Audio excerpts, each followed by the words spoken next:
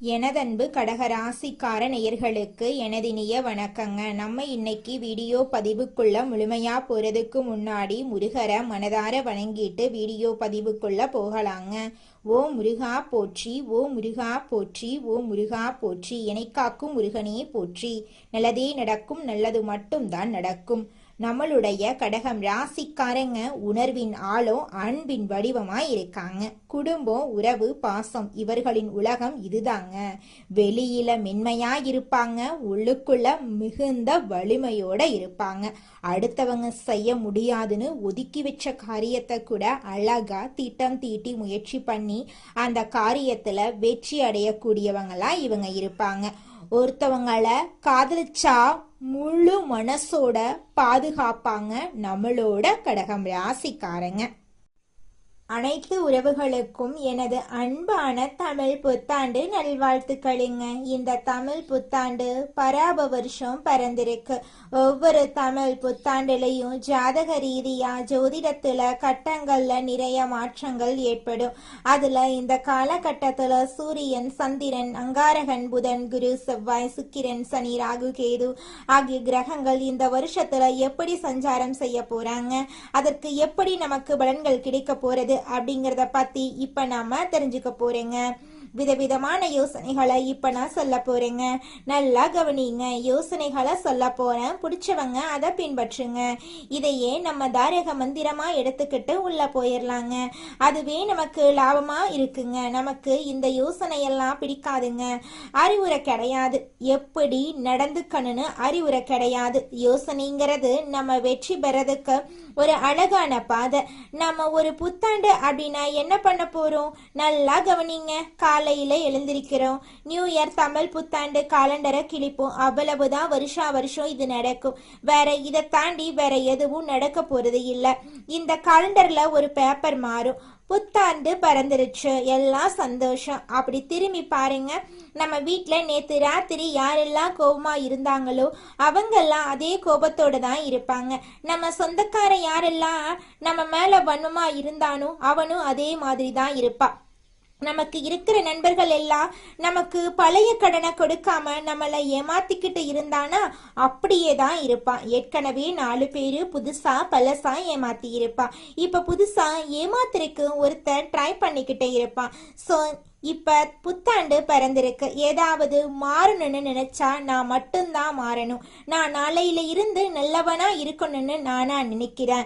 இல்ல நாளையில இருந்து நல்ல கணக்க போடணும்னு நினைக்கிறேன். நாளையில இருந்து நான் இப்படியெல்லாம் திட்டமிட்டு வெற்றி பெறணும் அப்படின்னு நினைக்கிறேன். நான் நினைக்கிறதுனால மட்டும் என்ன நடக்க போகுது? கொஞ்சம் யோசிச்சு பாருங்க.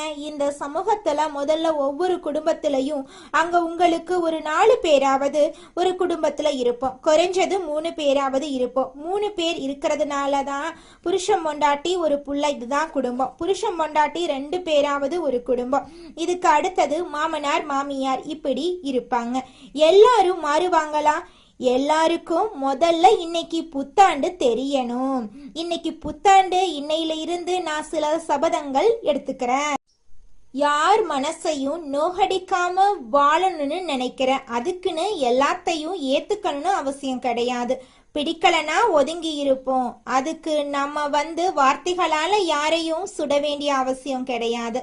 இத நான் மட்டும் மாறி என்ன பலன்? எதிர உள்ளவனும் மாறணும். நாம் எதிர உள்ளவன் செய்யற தப்ப செஞ்சுக்கிட்டே இருப்பான். ஆனா நான் மட்டும் அவனை மன்னிச்சு கொண்டே இருக்க வேண்டும். அப்படின்னா ஒரு நாளும் நமக்கு அந்த புத்தாண்டு புதுசா தெரிய போறது இல்லை. அப்ப புத்தாண்டு அப்படிங்கிறது நம்ம குடும்பத்துல இருக்கக்கூடிய ஒவ்வொருத்தவங்களும் நம்ம கிட்ட இருக்கிற குறைகளை குறைஞ்சபட்சம் நீக்கிறதுக்கு முயற்சி பண்ணணும். குறைஞ்சபட்சம் நீக்கிறதுக்கு சில நிறைகளை நாம அதிகபட்சம் எடுத்துக்கொள்றதுக்கு முயற்சி பண்ணணும்.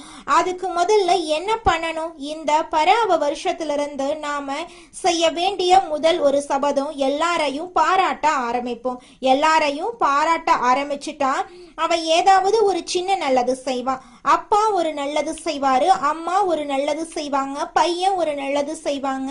இப்ப தன்னுடைய மாமனார் மாமியார் ஒரு நல்லது செய்வாங்க, மருமகன் மருமகள், தாத்தா பாட்டி எல்லா உறவுகளும், நண்பர்கள், நம்மளுடைய முதலாளி, நம்மளுடைய தொழிலாளி ஏதோ ஒரு நல்லது செய்வாங்க. அவங்கள அதை பார்த்து பாராட்ட ஆரம்பிப்போம். பாராட்டக்கூடிய மனம் அப்படிங்கிறது வருகிறதோ மகிழ்ச்சி தானா வந்துடும். மகிழ்ச்சி தானா வரும் பொழுது இந்த புத்தாண்டு சிறக்க ஆரம்பிக்குங்க. புத்தாண்டுடைய பிறப்பே மகிழ்ச்சியுடைய நிலைத்தன்மையில தாங்க இருக்கு. உங்க வாழ்க்கையில நல்லதெல்லாம் இந்த புத்தாண்டிலிருந்து அடுக்கடுக்காக நடக்க போகுதுங்க. அப்ப இன்னையிலிருந்து நம்ம என்ன பண்ண போறோம்? உலகம் முதல்ல மாறும். அப்படின்னா தான் முழு புத்தாண்டையும் நம்மளால அனுபவிக்க முடியும். நான் மட்டும் மாறிட்டு புத்தாண்டை முழுசா அனுபவிக்க முடியாது. ஆனா நம்ம ஒரு ராசியில பிறந்திருக்கோம். இந்த ராசியில இந்த கிரகங்கள் எல்லாம் இப்படி இருக்கும்போது நாம சில விஷயங்களை ஃபாலோ பண்ணிட்டோம்னா ஓரளவுக்கு மற்றவங்களோட நாம மிங்கிள் ஆக முடியும். அப்ப மிங்கிள் ஆகிறதுனால இந்த வருஷத்தை கடக்க முடியும். வரக்கூடிய பிரச்சனைகளை கடக்க முடியும். அப்ப பிரச்சனைகளை எப்படி கடக்கிறது அப்படிங்கிறத விட பிரச்சனைகளை தடுத்து அதை கடப்போம் அப்படிங்கிற உயர்ந்த எண்ணத்தோட இப்ப நாம வாழ்க்கையில நடக்கக்கூடிய ஒவ்வொரு பிரச்சனைகளுக்கும் தீர்வுகளை கண்டுபிடிச்சு முயற்சி பண்ணா நிச்சயமா நம்மளால வாழ்க்கையில கூடிய விரைவில் வெற்றி அடைய முடியுங்க. கடகம் ராசிக்காரர்களே, உங்களுக்கு இந்த வருஷம் ஒரு பவர் கிடைக்க போகுதுங்க. உங்களுக்கு லைஃப்ல ஒரு சக்தியா இருக்கீங்கன்னா ஒரு சிவன் சேருங்க. சிவனா இருக்கீங்கன்னா ஒரு சக்தி சேருங்க. அப்ப நண்பர்கள் சேருவாங்க, குடும்பம் உருவாகும், நிம்மதி உருவாகும், நல்ல விஷயங்கள் உருவாகும். இந்த ஆப்பர்ச்சுனிட்டிஸ் இந்த வருஷத்துல கண்டிப்பா உங்களுக்கு கிடைக்குங்க. இதுக்கு நான் ஒண்ணுதான் செய்யணும். என்ன செய்யணும்? கடக ராசியில பிறந்துட்டேன்னு முதல்ல நீங்க கவலைப்படக்கூடாது. கடந்த காலத்துல நடந்த விஷயங்கள் எல்லாம் எண்ணத்துக்கு ஏதோ ஒரு விஷயத்த சொல்லி கொடுத்திருக்கு அப்படிங்கிற நம்பிக்கை புரட்சிய இப்ப நாம பண்ணணும். நாம தோத்து போக மாட்டோம். வருத்தமே பட வேண்டாம். சரிக்கு சாமா நிப்போம், மல்லு கட்டுவோம். சரிக்கு சாமா நின்னா நிச்சயமா நம்மளால வாழ்க்கையில ஜெயிக்க முடியுங்க. உதாரணமா 50க்கு 50 அதுதாங்க சரிக்கு சமம். ஒரு தராசுல ஒரு கல்லை வச்சாச்சு. கல்லுக்கு ஏத்த பொருளை ஏத்துனாதான் அந்த கல்லு தூக்கி தராசு நிலைக்கு வரும். கல்லுங்கிறது நம்பிக்கை. அந்த நம்பிக்கை நமக்கு ஜெயிக்கணும். அப்ப பொருளை சில நேரங்கள்ல என்ன ஆகும் அப்படின்னா பொருள் நிறைய இருக்கிற மாதிரி இருக்கும், ஆனா அதோட வெயிட் கம்மியா இருக்கும். அப்ப நம்ம என்ன பண்ணணும்? நல்லத கூட நம்ம ஒருத்தவங்களுக்கு செய்யறோன்னு வச்சுக்கோங்க, அது நல்லதா தெரியாது. நீங்க ஒருத்தவங்க கிட்ட போய் நல்லது பேசி பாருங்க. நீங்க நல்லா இருக்கணும், அறிவுரை சொல்லு பாருங்க. இன்னைக்கு ராத்திரி முழுக்க கேட்பா, நாளைக்கு காலையில நீ யாருன்னு கேட்பா. இந்த சூழ்நிலை எல்லாம் இனி வரக்கூடிய காலங்கள்ல காணல் நீரா கரைஞ்சு போக போகுதுங்க. கடகம் ராசிக்காரர்களே, உங்களை பொறுத்த வரைக்கும் இந்த காலகட்டம் சிறப்பா இருக்கும். இந்த கடக ராசியை பொறுத்த வரைக்கும் புதிய நண்பர்களோட சேர்க்கை ஏற்படும்.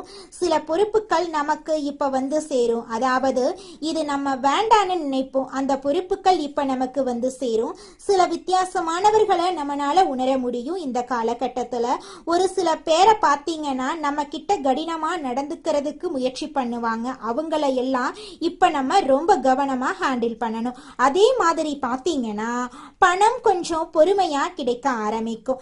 என்னை பொறுத்த வரைக்கும் ரொம்ப சிம்பிளா சொல்றேன், கடக ராசிக்காரங்க இந்த நேரத்துல ஆடுற மாட்டா ஆடி கறக்கணும், பாடுற மாட்டா பாடி கறக்கணும். அவ்வளவுதான்.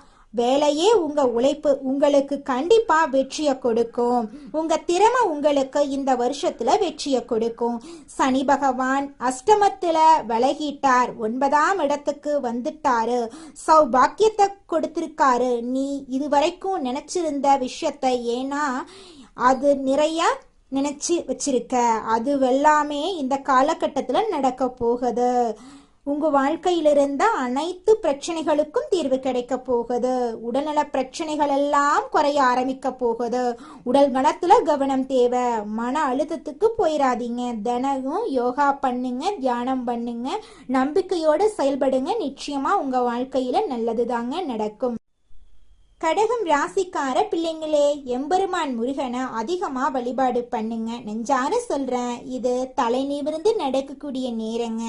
இந்த அடுத்ததாக நம்முடைய கடகம் ராசியில் இருக்கக்கூடிய ஒவ்வொரு நட்சத்திரக்காரர்களுக்கும் இந்த மாதம் எப்படி அமைஞ்சிருக்குன்னு பார்க்கலாங்க. நம்முடைய கடகம் ராசியில் இருக்கக்கூடிய முதலாவது நட்சத்திரம் புனர்பூசம் 4ஆம் பாதம். உங்களுக்கு இந்த மாதம் எப்படி அமைஞ்சிருக்குன்னு பார்க்கலாங்க. இந்த மாதம் மற்றவர்களுக்கு வழிய சென்று உதவுறதுனால வீண் விரோதங்கள் ஏற்படலாம். எதிலும் வெற்றியே கிடைக்குங்க. நண்பர்கள் உதவி கிடைக்கும். வாய்ப்புகளை பயன்படுத்தி கொள்றது உங்கள் எதிர்காலத்துக்கு நிச்சயமா உதவும். கலைத்துறையினர்களுக்கு வாய்ப்புகள் தேடி வரும். உங்களுக்கு முன்னேற்றமும் ஆதரவும் கிடைக்க போகுது. உங்களுடைய குடும்பத்துல இது நாள் வரைக்கும் தடைபட்ட அனைத்து காரியங்களுமே இனி வரக்கூடிய காலங்கள்ல தங்குதடையின்றி நடக்க போகுது. உங்களோட வாழ்க்கையே சொர்க்க வாழ்க்கையாக மாறப்போகுதுங்க. அடுத்ததாக நம்முடைய கடகம் ராசியில் இருக்கக்கூடிய நட்சத்திரம் பூசம். உங்களுக்கு இந்த மாதம் எப்படி அமைஞ்சிருக்குது அப்படின்னு பார்க்கலாங்க. இந்த மாதம் தொழில் வியாபாரம் தொடர்பாக அலைய வேண்டி இருக்கும். எதிர்பார்த்த நிதி வசதி கிடைத்தாலும் திட்டமிட்டதை விட கூடுதல் செலவும் இருக்கும். பணியாளர்களிடம் நிதானத்தை கடைபிடிக்கிறது நல்லது. உத்தியோகத்தில் இருக்கிறவங்க மேலதிகாரி கூறதுபடி நடந்து கொள்றது நன்மை தரும். நிலுவையில் இருக்கக்கூடிய பணம் வரலாம். அரசியல் துறையினர்களுக்கு பொது காரியங்கள்ல ஈடுபடும் போது கவனம் தேவை. திருமணம் ஆகாதவர்களுக்கு திருமண தடை நீங்கி உங்களுக்கேற்ற சரியான வாழ்க்கை துணையோடு திருமணம் நடக்க போகுது. குழந்தை பாக்கியம் இல்லாதவர்களுக்கு குழந்தை பாக்கியம் கிடைக்க போகுதுங்க. பூர்வீக சொத்து ரீதியாக இருந்த அனைத்து பிரச்சனைகளுக்கும் தீர்வு கிடைக்க போகுது. உங்களுக்கு வரவேண்டிய பூர்வீக சொத்து உங்க கையில வந்து சேரப்போகுதுங்க. படிச்சு முடிச்சுட்டு வேலை தேடிட்டு இருக்க இளைஞர்களுக்கு படிப்புக்கும் தகுதிக்கும் ஏற்றார் போல நல்ல வேலை கிடைக்க போகுது. உங்களோட குடும்பத்துல சுபகாரியங்கள் அடுக்கடுக்காக நடக்க போகுதுங்க. அடுத்ததாக நம்முடைய கடகம் ராசியில் இருக்கக்கூடிய நட்சத்திரம் ஆயில்யம். உங்களுக்கு இந்த மாதம் எப்படி அமைஞ்சிருக்குன்னு பார்க்கலாங்க. இந்த மாதம் குடும்பத்தில் இருப்பவர்களால சிறு சிறு பிரச்சனைகள் உண்டாகலாம். அதற்கண்டு நீங்க அச்சப்படக்கூடாது. குழந்தைகளின் உடல் ஆரோக்கியத்திலும் வாழ்க்கை துணையின் ஆரோக்கியத்திலும் கவனம் தேவைங்க. கணவன் மனைவிக்கு இடையே இருந்த மனக்கசப்பு மாறும். வேலை பளு அதிகரிக்கும் என்றாலும் காரியங்கள்ல தாமதமான போக்கு காணப்படும். பாராட்டு உங்களுக்கு கிடைக்க போகுது. குடும்பத்துல சுபகாரியங்கள் நடக்க போகுது. உங்களை வேண்டான்னு இதுநாள் வரைக்கும் உதறி தள்ளிட்டு போன சொந்த பந்தங்கள் எல்லோருமே இனி வரக்கூடிய காலங்கள்ல உங்களை தேடி வரப்போறாங்க. உங்க வாழ்க்கையே சொர்க்க வாழ்க்கையாக மாறப்போகுது. உங்க வாழ்க்கையில இந்த மாதம் மேலும் நல்லதெல்லாம் நடக்க நீங்க செய்யக்கூடிய பரிகாரம் என்ன பாத்தீங்கன்னா, உங்க வீட்டுக்கு பக்கத்துல இருக்கக்கூடிய அம்மன் ஆலயத்துக்கு போயிட்டு அம்மனை மனதார வணங்கிட்டு வாங்க. உங்களுடைய உடல் ஆரோக்கியம் சிறப்பா இருக்கும்.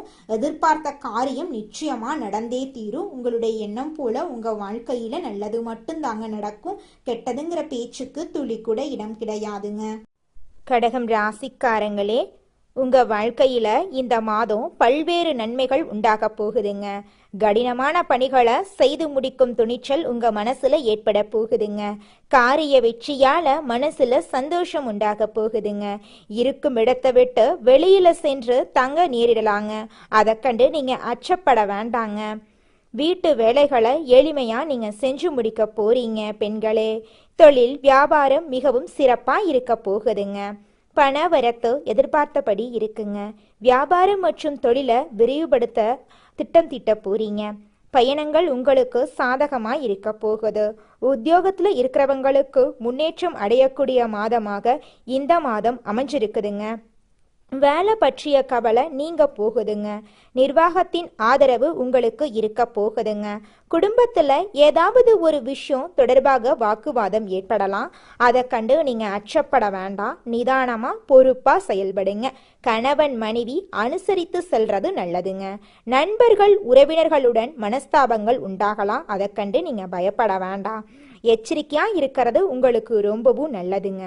பெண்களுக்கு எந்த ஒரு காரியத்தையும் செய்து முடிக்க கூடுதல் நேரம் உழைக்க வேண்டி இருக்குங்க. பணவரத்து எதிர்பார்த்தபடி இருக்குங்க. வாக்குவாதங்களை தவிர்ப்பது ரொம்பவும் நல்லதுங்க. மாணவர்களுக்கு மற்றவங்களை அனுசரித்து செல்றது நன்மை தருங்க.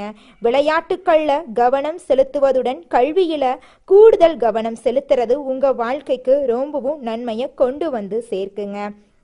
கலைத்துறையினர் மிகவும் மகிழ்ச்சியாகவும் ஆர்வமாகவும் காணப்பட போறீங்க. வெற்றிகள் நிறைய உங்களுக்கு கிடைக்க போகுது. தூரதேச பயணம் நீங்க மேற்கொள்ள போறீங்க.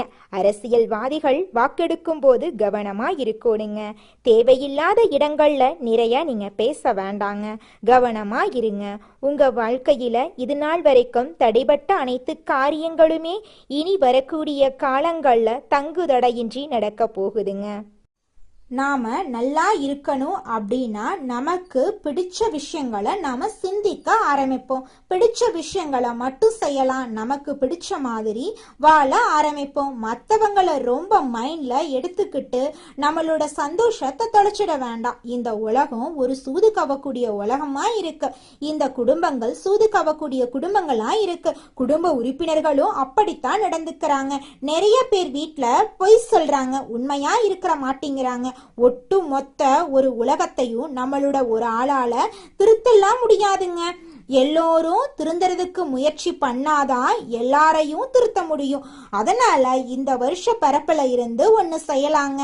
எல்லோரிடமும் எல்லார்கிட்டையும் எதிர்பார்க்காம நம்ம நடந்துக்கிறத பார்த்து அவங்க நடந்துக்கிற அளவுக்கு நாம சில மாற்றங்களை உண்டு பண்ணுவோம். நம்ம நல்லதா நடந்துக்க ஆரம்பிப்போம். இந்த உலகமும் நல்ல விதமா நடந்துக்க ஆரம்பிக்கும். ஸோ நம்ம விதை எதை போடுறோமோ அதை கண்டிப்பா பயிர் அறுவடை செய்வோம். இந்த வருஷம் ரொம்ப சிறப்பா இருக்கும். எல்லாரும் உடல் நலத்தோட சந்தோஷமான வாழ்க்கைய வாழ போறீங்க. களையாத கல்வி, குறையாத வயது, கவடு வராத நட்பு, கன்றாத வளமை, குன்றாத இளமை, கழுவினி இல்லாத உடல், சடியாத மனம், அன்பகலாத கணவன் மனைவி உறவு, நண்பர்கள். ஏன்னா நான் கொஞ்சம் மாத்தித்தான் இந்த இடத்துல சொல்றேன். எல்லாமே இதுல வரணும்னா அன்பகலாத, தவறாத சந்தானம், தாழாத கீர்த்தி, மாறாத வார்த்தை, தடைகள் வராத கொடை, நம்ம கொடுக்கறத கூட இன்னொருத்தன் தடுத்து நிறுத்திடக்கூடாது. தடைகள் வராத கொடை, தொலையாத நிதி, இதயம் கோணாத கோல், ஒரு துன்பமில்லாத நல்வாழ்வு கிடைக்க பராசக்தி அபிராமி அன்னையை வணங்கி நம்மளுடைய புத்தாண்டை தொடங்கலாங்க. நிச்சயமாக நம்மளுக்கு இந்த புத்தாண்டுல நல்லது தாங்க நடக்கும். இந்த புத்தாண்டு சிறப்பாக இருக்கும். மன நம்பிக்கையும் மன தைரியமும் முதல்ல நம்ம விதைக்கலாம். எதுவும் நம்மளால் முடியும். நன்மையும் தீமையும் நம்மளாதான் வருது. நம்ம செயலாலதான் வருது, சொல்லாலதான் வருது. நல்லதே செய்வோம், நல்லதை செய்வோம், நல்லதே நடக்கும். உங்க வாழ்க்கையில மேலும் நல்லதெல்லாம் நடக்க இந்த பரிகாரத்தை மட்டும் செஞ்சுக்கிட்டு வாங்க. உங்க வாழ்க்கையில நல்லது தாங்க நடக்கும். பரிகாரம் என்னன்னு பார்த்தீங்கன்னா, உங்க வீட்டுக்கு பக்கத்துல இருக்கக்கூடிய முருகன் கோயிலுக்கு வாரத்துல ஒவ்வொரு செவ்வாய்க்கிழமையும் முருகன் கோயிலுக்கு போயிட்டு முருகருக்கு 6 நெய் விளக்கு ஏற்றி முருகர்கிட்ட உங்க வாழ்க்கையில இருக்கக்கூடிய நிறைகுறைகளை சொல்லிக்கிட்டு வாங்க. கூடிய விரைவில் உங்க வாழ்க்கையில இருக்கக்கூடிய பிரச்சனைகள் எல்லாமே காணல் நீரா கரைஞ்சு போயிடும். உங்க வாழ்க்கையில இனி வரக்கூடிய காலங்கள்ல தடை, தாமதம், கவலை, துன்பங்கள் எல்லாம் வரவே வராது. நல்லது தாங்க நடக்கும். நல்லது மட்டும் தாங்க நடக்கும்.